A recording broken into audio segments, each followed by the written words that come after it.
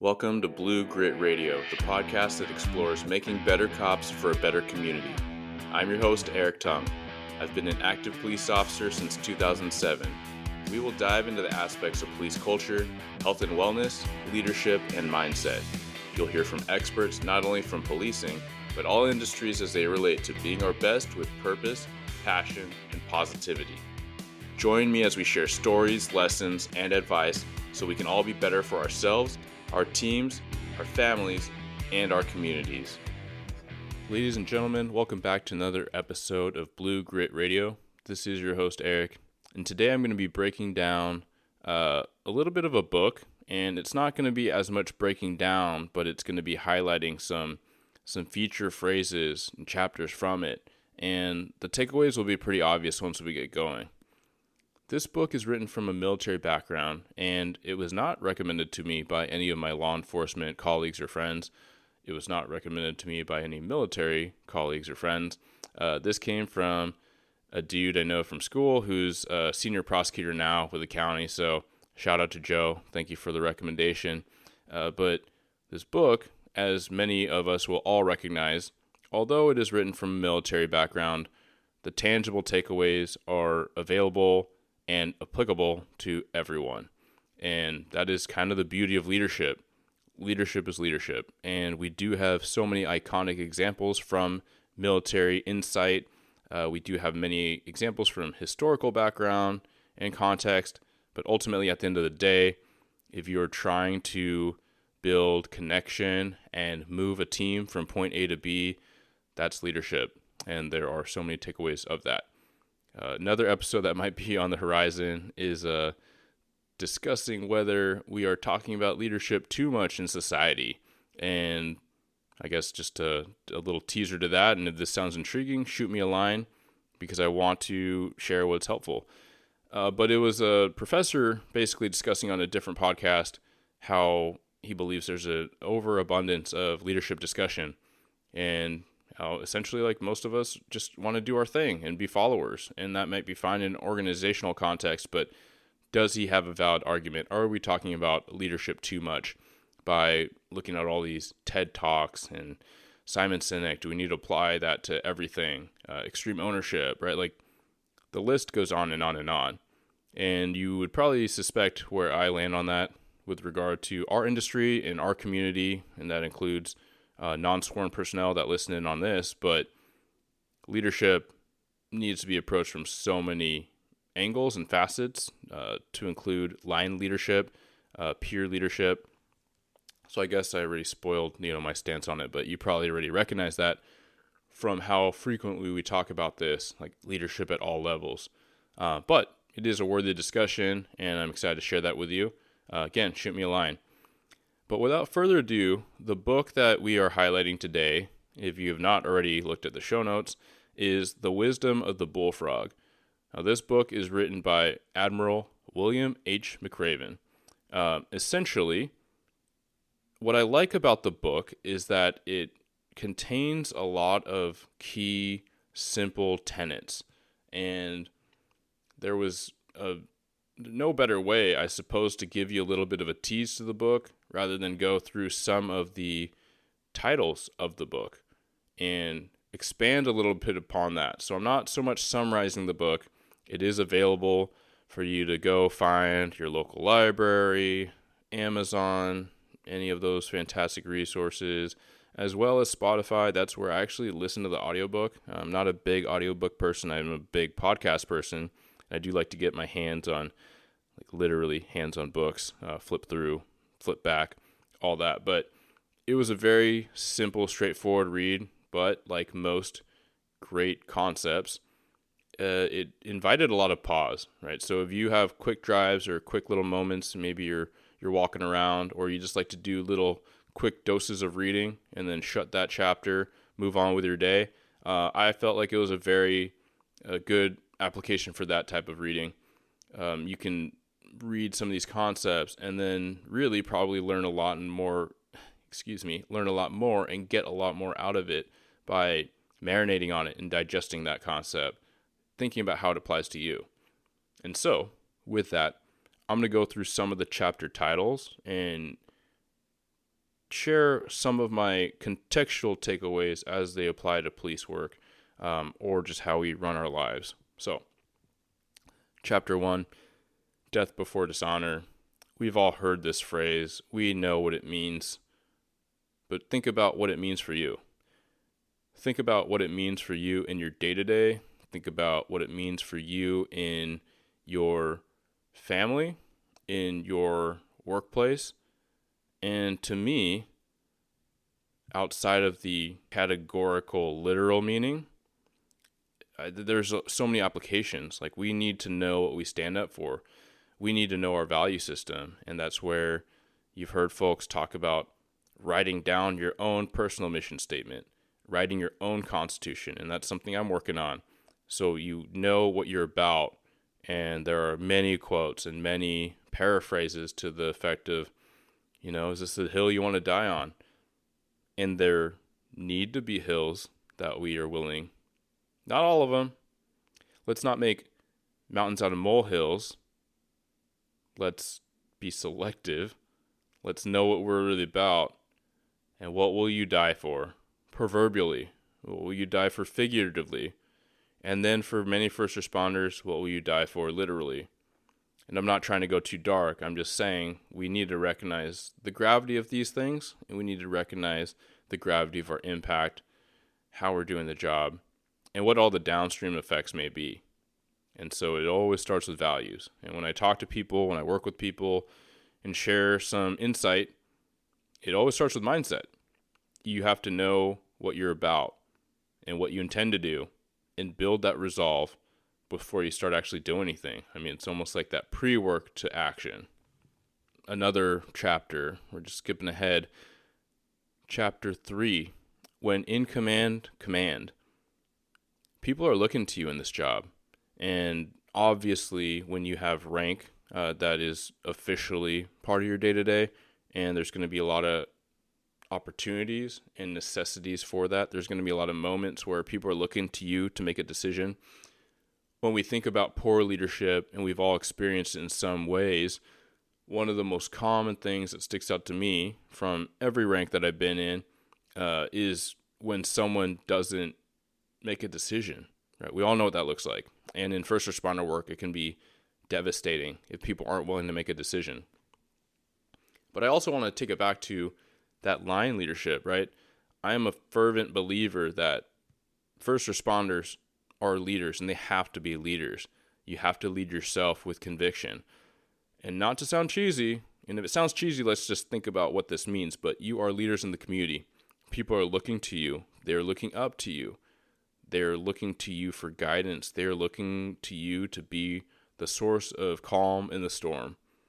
You're supposed to bring that calm, or you're supposed to assert that calm, or assert that decision-making, that judgment, that action that can be the catalyst to the calm. So when in command, command. And how do you get there if you're unsure? Well, competence breeds confidence. We all know what that feels like internally. We all know what it's like to be new and crappy at something. How do you get better? Practice, reps, experience, studying, seeking feedback, seeking mentorship. There are ways to inject this and streamline it. I think that's a huge thing for law enforcement today, as our ranks are very young. They're going to stay young for a while. Our leaders are going to be young. And we need to be able to not just passively absorb experience and insight. We need to seek it out. We need to seek out challenges, and that's how we're going to do it. So do the pre-work, train your brain, build competence, and with that will come confidence. So, command. The only easy day was yesterday. I love that because for me, reading this back, it hones in on the fact that we need to always seek challenge. And rather than be averse, scared, timid around a hard day, we should recognize that all days are hard and be ready for that and lean into that. Beyond that, a lot of folks listening are already subscribers to the concepts that we need to seek out discomfort, get comfortable being uncomfortable, that is where you learn and grow. So with the mantra, the only easy day, excuse me. So with the phrase, the only easy day was yesterday, that is reflecting that that's behind you. It's time to keep charging forward. We're under the sound of the guns. I mean, there's like a literal thing here, but with law enforcement, lean into the challenge. And there's a lot of ways that you can apply this to adversity. It's not just that critical incident when there's gunfire and categorically we all run towards and most people are running away. That is our job. We are ready for that. We got to make sure we're ready for that, right? Train your mind. But also that's a thing that you should apply to everything. I think when thinking about how we can develop, one of the best places to start is to identify all these pillars or foundations of personal health and wellness. Physical health, mental health, emotional health, and that could bleed in with relational health, and that could kind of spiderweb out. That could be family, friends, coworkers you're friends with, coworkers you're not friends with, people in the community, people in your literal neighborhood. Like, where are you weak? Where are you strong? What are your hard skills? What are your soft skills? Where are you weak? Where are you strong? How's your sleep? How's your stress management? How's your decompression? How's your ability to turn it on and off? These are all aspects of your life that you can analyze and you should take down. Like, take stock, chew on it, but write it down. Because unless you write it down, you won't be able to properly, fully map it out, contextualize it, visualize it, and you also won't be able to revisit it. So, when people hear about journaling, it could mean so many things. It could be your feelings, your thoughts, what's concerning you. It could be what happened to the day, reflections on that. Or you can use the modality of journaling to get some of this stuff out on paper, out on a computer screen, so you can revisit it, so you can edit it, so you can dive in, expand upon it. Because this is a lot of stuff floating around in our minds. And for most of you listeners, you are about getting better and trying to do what you can to expand your mind and horizons to new ideas, new challenges, and new ways to approach your challenges so that you are growing the most and you are getting the most out of your adversity. So that is what spurs into mind when I hear that phrase, run to the sound of the guns. Who dares wins. To me, this is about taking chances. It's recognizing that in an extremely non-creative field like law enforcement, first responder work, for good reasons, and for some not good reasons, we are not creative. We are not categorically innovative. We are not proactive. Even when we say proactive work, proactive police work, finding solutions, it's 100% reactive, right? There's a problem. That's why we have to address it proactively. Then that's meaning that I'm going to drive around this high impact, highly violent, highly active area on my own without someone calling in to 911 in the moment. But I'm still responding and reacting to the fact that a lot of bad things have happened there and people have been calling recently. So I'm going to go at this part of my shift. It's still extremely reactive.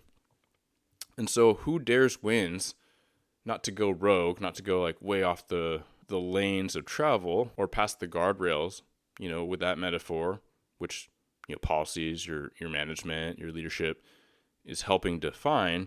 Laws, certainly, those are the strong guardrails or Jersey barriers that you do not cross that one. But it's just a nod to the fact that we need to try to be creative. We have to be intentional and actually try to be innovative. And that's part of why I discuss what I discuss. That's part of why I read and try to consume the ideas that I do. That's why I have these experts and these industry leaders from all over coming on the show. And they're not all from law enforcement. And a lot of times we will talk about general things that can easily be applied to law enforcement. But that's really the point, is we have all these thought leaders. We have all these deep thinkers and self-starters, self-developers that come on here, or people that I listen to in every realm, every industry. And it's continually just trying to put myself under the microscope through that lens of the microscope. Continuing to look deeper, be curious, ask questions, and dare, right? Because if you dare, then you'll win. Someone recently shared with me this anecdote that they had learned about Elon Musk, and however you feel about him, one thing or a few things can be universally agreed upon is that he's an absolute innovator. He is very provocative. He's very boundary pushing, disrupting, whatever you want to say. And it's not like let's disrupt to disrupt, but we can take lessons from some of these folks and some of these leaders, some of these thinkers, and see what works for us, or what level of toggling that dimmer switch works for us or our organizations. It's not just thinking out the most outlandish thing and throw it against the wall to see if it sticks. But that could be part of your exercise, and you walk it back into what does work for your context, for your industry, for your organization, for your community. It is to say that it's worth conceptualizing, mapping out a lot of ideas, recognizing that a lot of ideas are going to be bad. They might not pass the initial test of you writing them down. You might write them down and be like, that's terrible. Like, there's no value in this. The next step might be you go to a trusted colleague or a peer and you're like, hey, let me run something by you. You say it out loud, and you ever had those moments you say something out loud and it sounds instantly less cool than when you had it in your brain? I've had plenty of those, from literally talking across the cubicles to some guys I work with that I highly respect. And what I meant was, and then I back it up and kind of talk it through. Sometimes it gets better, sometimes it doesn't. But that does so much for me, just to recognize that it wasn't a great idea. Or we talk through it, and that's the stuff. That's like the magical stuff, is where you meld it with some other idea and you Frankenstein, you take it apart, you rebuild it. You're like, all right, we got something we can work with now. It's addressing these things. Let's take some notes. Let's revisit this. And so without doing any of that, which you could call daring, without daring to throw out a bad idea, without daring to put yourself under the microscope, then how are you going to get any progress? To circle back to the point of Elon Musk, there was a point there. Not just that he's creative, but what was shared to me was that he essentially said something to the fact of, like, if you're not failing, then you're not doing it right. You got to have all these huge failure points and mistakes when making a plan, when trying to do things like space travel. You got to have all these failed rockets before you figure out what is the right stuff, what is the right mix, or else you're not innovating, you're not growing fast enough, and you're going to get passed by. So in an industry like law enforcement, where, I don't want to go in the weeds of whether we're getting passed by or not, but we have a host of challenges that we need to catch up. So the world is the world, but are we going to continue to be understaffed? Are we going to continue to be overly challenged and overly burdened by politics and community connections, political connections, legislative connections, and insight? And I'm talking about understanding, right? I'm talking about community members understanding where we're coming from, lawmakers understanding where we're coming from, being part of a conversation rather than a debate, or what's worse, right, a fight. Then we need to try things. We need to be open-minded, and we need to be humble to do any of that. Chapter 9, hope is not a strategy. There's a lot of translations in law enforcement. You rise to the level of your training. No. Do you rise to the occasion? Do you fall to the level of your training? Train your brain, but actually train tactics, like tangible stress inoculation when we're talking about the physical. When you're approaching a 911 call, when things are a little sketchy, things are a little vague, you don't really know what you're walking into. So how are you walking into it? Are you walking or are you running? Are you calling in resources? Are you using, your phone a friend? Are you hitting up records? Are you having someone look up some prior history at that location? So on like a typical 911 call, aka there's no such thing, what are you doing? Are you rolling the dice? Because hope is rolling the dice. And again, not a strategy. Not a strategy for success, that's for sure. We got to prep. We got to use our resources. I talked about this earlier, but in the event that you don't have a lot of time, personally or in your agency, like across the ranks, you can front load that. You can use your briefings. You should use your briefings as learning time, not just venting and jaw jacking. As one may say, I've thought this for a long time before I was a sergeant, but there is so much value and opportunity when you get people in a room. Let's train. Let's learn. Let's talk about case law. Let's talk about use of force.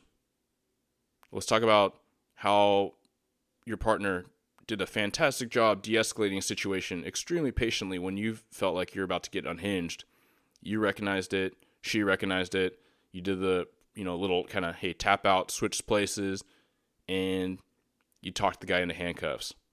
Let's share that. Everyone in the room can learn something from that. And even not just how the call went, but someone can learn something from your humility, being a new officer or being a seasoned officer or being a supervisor, and how that person got under your skin. Don't know what mix-up it was. It was the whole mix of things, from your emotions coming into the day, you setting each other off, that perfect storm. But you recognize that you stepped away. That should be shared and should be highlighted so we can all learn. Hope is not a strategy. No plan survives first contact with the enemy. That one's fairly obvious. It goes back to training your brain. It goes back to having a plan, but then also contingencies. I think in law enforcement, we realize the necessity to have all these contingencies, and that is one of the best aspects of training your brain for hypervigilance, which for new folks, you can start practicing now. You might not even be doing oral boards, but you can be driving around thinking, what would happen if that person short-stopped me and got out of the car, mistaking me for someone they had a conflict with and trying to, beat in the windshield of my car? What would I do right now? Would I pop out? Do I have any weapons? Do I have a knife on me if things go bad? Do I have room to back up? Did I follow too close because I don't have room to turn off? These are the things that officers learn to focus on in field training when you're stopped at a light. You're not even on a traffic stop. You're stopped at a light and your field training officer looks at you like, hey, if you had to flip a Yui, or that guy got out of the car and started picking a fight because you're a cop and cops across the nation just shot and killed his uncle, what would you do? Do you feel like you parked too close? You can see how a lot of people might have an unhealthy balance with this. Hypervigilance becomes paranoia. But a classically old cop joke is, about the guy that carries 2 guns, 8 tourniquets and 6 knives and maybe some other weapons and a bunch of different stuff. And a colleague saying, hey man, like a little paranoid, yeah? And the guy refers to all the things he has on him. He's like, look at all this stuff. Why would I need to be paranoid? I'm prepared. There's a lot of versions of that joke, but it's essentially what I'm getting at is that there's a balance that everyone's going to feel is right for themselves, and that may evolve. That may be better or worse. I've recorded a number of times just kind of saying that, I only have so many bullets I carry around with myself, or I only usually carry this or that. I'm like, no, I've certainly recognized myself toggling up and down based on where I'm at in life, how I feel about things, where I'm going. That could definitely inform what I'm carrying, what I'm not carrying, how I want to live my life. So there's a lot that you need to process, but you're not going to be able to until you actively think about it and let your mind go from there, right? See what feels right. Try some different things. Talk out some of these plans, worst case scenarios. And then if you are continually doom and gloom at work of like extreme worst case scenario, as I've talked with Seb Lavoie, is if you really plan for worst case scenario, that's not a good situation because you're getting out of your car on or off duty expecting the gunfight. Be prepared for the gunfight, but don't expect it, right? Hopefully you can hear the difference. A shepherd should smell like his sheep. So going back to leadership, interacting with the people, beyond interacting with the people, which is a little bit of a nod to another chapter called Troop the Line, be seen, be available. But really the shepherd smelling like sheep is like you're in the stuff, right? That can be challenging. I feel the challenge in the pool at times, but it's very different if I make a commitment to go on some call, drive around a little bit, see where I can be useful, get a statement from somebody, back someone on a traffic stop. These are generally low-hanging fruit. It doesn't take a lot, and I totally get it. Your tasks are piling up. But speaking from my experience, even before being in command, being in sergeant role, a lot of administrative work, the tasks will never stop piling up. Unless you're a smaller agency, and I'm not throwing shade, this is just what people have shared with me. Like I've talked to, and I know detectives that kind of sit and they're like, well, I don't have any cases. Like I've kind of done what I can on my cases. And so I'm kind of waiting for something to happen. And those local cops hearing that, your brains are probably spinning right now. You're like, how is that even feasible when you're trying to decide triage wise, like what you file, what you work on, what you don't, what you just got to close out because you can't do it all. Very different situation. So ultimately, it's just my nod to those in more administrative roles. Get outside your comfort zone, force yourself. I've said at times I've had to put something in my calendar. Like I'd operate a lot off my phone calendar. So if I have an intention that I haven't seen a certain crew in a little while, then I will say, hey, I need to go to roll call and I need to see what I can do to be with my people. So plan it out, map it out, make the attention. Expect what you inspect. For me, this is focusing on what you evaluate and what you reward. Oftentimes, we say we want all these things in an organization, but do we actually evaluate for it? Do we actually give feedback on it? Also, do we actually reward it? Are we giving kudos? Are we giving recognition? Are we writing up rewards when people do everything exactly the way we want it and we love it and we want to see more of that? We wish everyone emulated that officer as they did on that call. Are we actually recognizing that? You get what you reward. And then also, are you, on the other hand, that stick, right? Are you holding accountability for the things you don't? Or are you just kind of passively mentioning it? Or are you actually having someone called out / called up? And so it is communicating expectations. The next chapter, chapter 15, is literally called communicate, communicate, communicate. I don't know how many times I've said it in small circles, one-on-one, here on the podcast or in writing, but I feel that most leadership issues come from communication problems. We can talk about communicating with generations, and that goes with verbiage and messaging. A lot of times the intent is the same. A lot of times we want the same things and we are about the same mission, but how we carry that out can be tricky. How we relay that can be tricky. The words we use, how we use them, the formats of communication we use. Oftentimes I find that leadership issues, myself included, when I add to the headache, when I add to the confusion or the disconnect, is when things are miscommunicated or undercommunicated. And so I recognize I may be an over-communicator, but I would way rather take that side of the spectrum than under-communicating. Chapter 17, can you stand before the long green table? And for this, it's essentially, can you answer to your actions? There should be always a reason why you do something, and for every more significant experience or decision, there should be a lot more fleshed out, articulatable reasons. You should always be accountable. You should always take ownership. And so that's what this is speaking to. If you get called out, or if you're in front of that long green table, you got to debrief and you got to quote unquote explain yourself. And in this format and example, it's essentially, reporting back to your superiors. But I'll twist it this way, which is to say, you should be able to explain things to everybody. The people you work for, we know in an organization technically is those that you are supervised by, but really the people you work for is just as much so, if you talk about mission and actually carrying out your intentions as a leader, are the people that follow you. Like, what is a leader without followers? We know what bosses look like. We know what managers look like. But what is a leader without followers? So can you answer to your people? And yeah, let's get a little bit deep. I'm not going to belabor it, but can you answer to yourself? And that's where we go right back to the first chapter, Death Before Dishonor.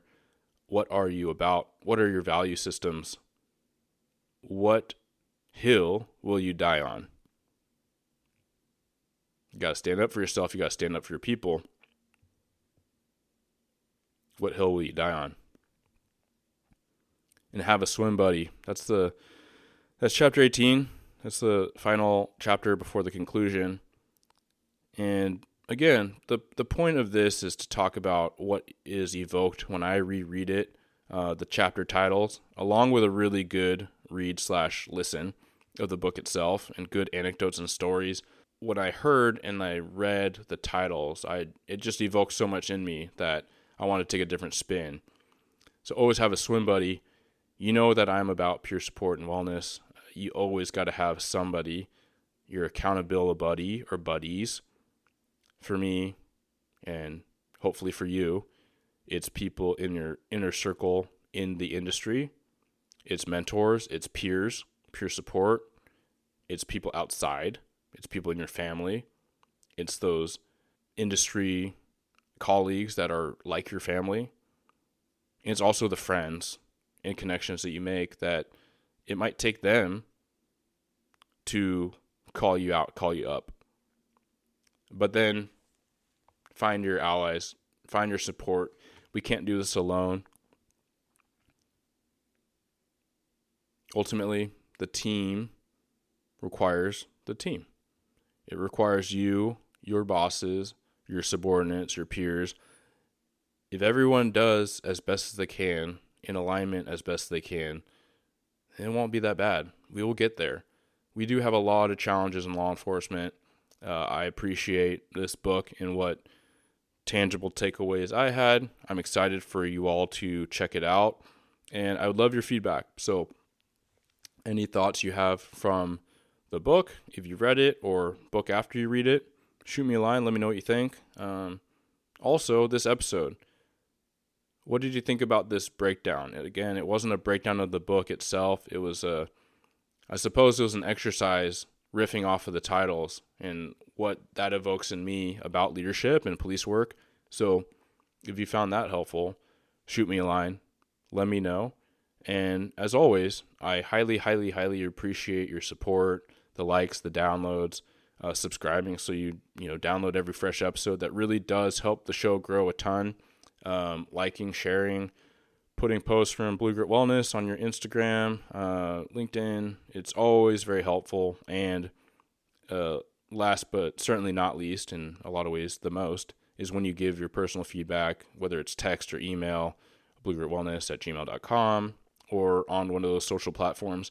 When you share what's really helpful to you or a little bit about your story or how I or a guest was able to help you along with that, either with insights, something you were going through, hiring process, promotion, or just hard calls, like that's what it's all about. That's what's truly rewarding. So thank you for continuing to follow along this journey and this project along with me. And without further, I'll say take care and be safe. Thank you for tuning into another episode of Blue Grit Radio. As always, support this community by subscribing, giving us a 5-star review, and following, liking, and sharing posts on Blue Grit Wellness on Instagram. You can reach me there or email me at bluegritwellness@gmail.com. Be well and stay gritty.